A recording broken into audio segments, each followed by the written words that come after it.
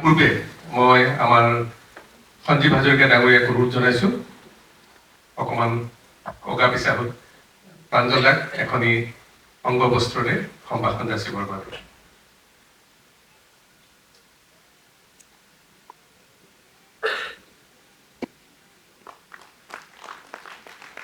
আৰু এটি গছ পুলি আগবঢ়াইছে।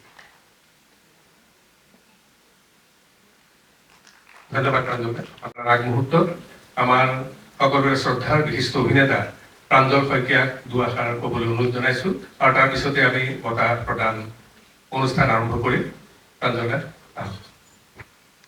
সূৰ্যৰ এই উত্তাপ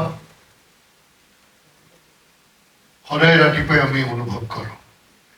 গছ বন চৰাই চিৰিকটি আমি যিমানবিলাক জীৱ এই পৃথিৱীত আছো প্ৰত্যেকে কীট পতংগ সকলোৱে সূৰ্যৰ উত্তাপ অনুভৱ কৰে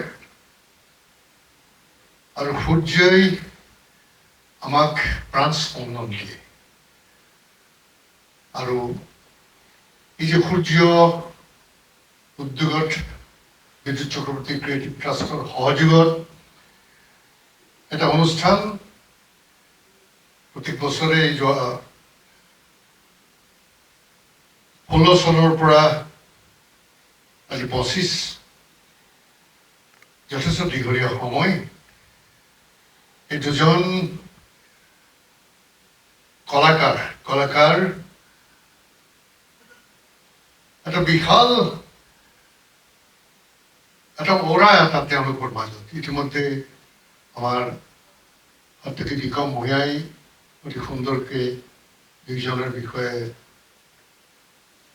তেওঁলোকৰ স্পন্দনটো অনুভৱ কৰালে আমাক। আৰু কি দিলে সেয়া আমি সকলোৱে জানো। আৰু সূৰ্যৰ এইসকল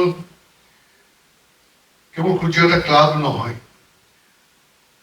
সূৰ্য এটা উদ্দীপ্ত উত্তাপৰ এটা অনুষ্ঠান, যি নাটক আৰম্ভ হয় নাটকত আৰু তাৰ পৰাই আমাৰ জীৱনটো নাটকময় জীৱন। আৰু যেতিয়া নাটকটো টেকনিকেল হৈ যায়, মাল্টিমিডিয়াত হৈ যায়, তেতিয়াহ'লে চলচ্চিত্ৰ।